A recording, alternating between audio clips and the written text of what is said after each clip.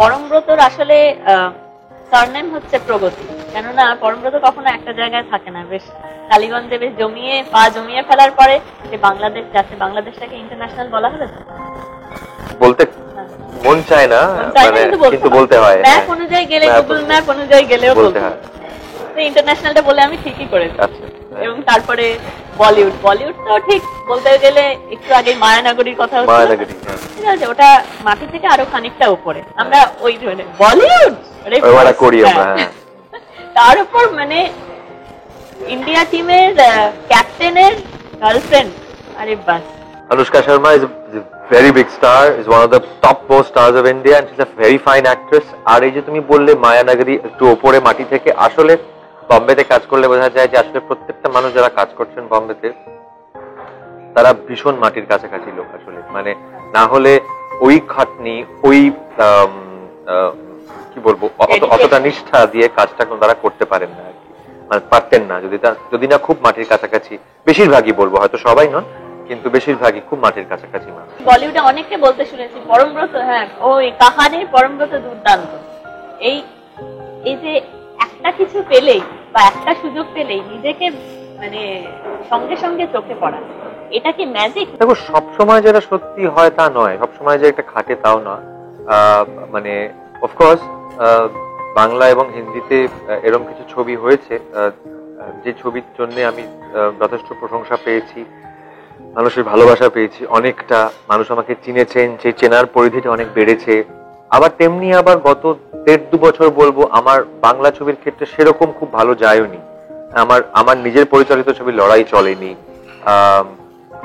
I was really looking forward to, হয়তো অন্য ছবি চলেছে, লাইক বাস্তু সাহেব চলেছে বা Cinemawala got a lot of appreciation, Zulfiqar চলেছে, কিন্তু আমি খুব তাকিয়েছিলাম হেমন্তর দিকে। হেমন্ত একেবারেই চলেনি। সো হেমন্ততে তোমার অ্যাক্টিং দুর্দান্ত হয়েছে। Thank you very much. ছবি চললো কি না চললো সত্যিই কোনো ম্যাটার করে না। এখানে আমি যে পরমব্রতকে দেখেছিলাম সত্যিই ভোলার মতো না। আমি মাঝে মাঝে সেই পরমব্রতকে দেখিও আসলে। Thank you so much, thank you, অনেক ধন্যবাদ। আমিও খুব, আমার কাছে ওটা খুব একটা শেক্সপিয়ারের চরিত্রে কাজ করার সুযোগ তো খুব রেগুলার আসে না, তো সেই কারণে আরো অনেকটা বেরিয়ে এসে I pushed myself a lot, prove your identity there. আমার ওটাই, তো ছবিটা একটু চললে ভালো লাগতো ডেফিনেটলি। লোকে আর একটু এই যে চেষ্টাটা বা এই যে ভাবনাটা, সেই ভাবনাটা একটু সমাদর পেলে হয়তো ভালো লাগতো। বাট একটা জিনিস আমি বিশ্বাস করি, দি audience is always right. So ultimately, বা রাইট থেকে বড় কথা, তাদের ম্যান্ডেটটা মাথা পেতে মেনে নিতে হয়। সেটা কিভাবে বলছো? অডিয়েন্স তো অনেক সময় মিসগাইডেড হচ্ছে। হ্যাঁ, হচ্ছে তো বটে। আমি বলছি তাদের ম্যান্ডেটটা মাথা পেতে নিতেই হয়, কিছু করার থাকে না।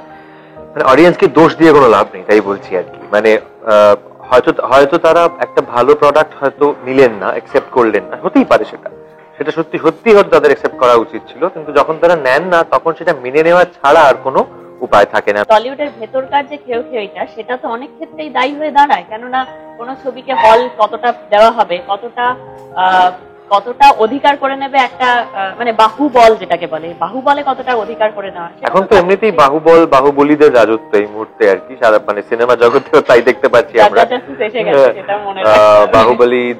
বাহুবলীদেরই বিয়ে।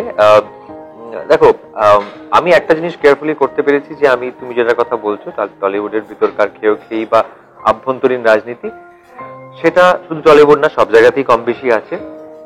আমি একটা জিনিস খুব কেয়ারফুলি করতে পেরেছি গত 1-1.5 বছরে, সেটা হচ্ছে আমি নিজেকে এই যাবতীয় বিনা কারণে মিথ্যে প্রশংসা এবং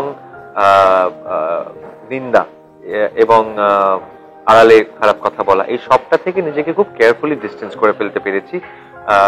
আমার একটা ছোট অফিস আছে, সেখানে আমরা নিরলস পরিশ্রম করে সকলে করে কিছু কাজ আমরা করতে পেরেছি, করছি কিছু কাজ, সেটা নিয়ে খুব হ্যাপি থাকি।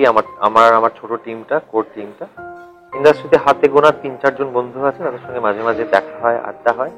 আমি প্রচন্ড ট্রাভেল করি, অ্যাজ ইউ নো, বিদেশ, বাংলাদেশ, অ্যাজ ইউ সেড, মাঝে মাঝেই বম্বে, আবার কলকাতায় যখন থাকি আমার সিনেমা দেখা নিয়ে থাকি আর কি, যদি কাজ না করি। আর বেশিরভাগ সময়তেই কাজ নিয়ে কাটে। সো এই খেয়েই যারা করছেন বা করার যাদের কথা তুমি বলছো, তারা অনেক বড় বড় মানুষ। আমি সাধারণ একজন সিনেমা কর্মী, আমি দূরে আছি, ভালো আছি।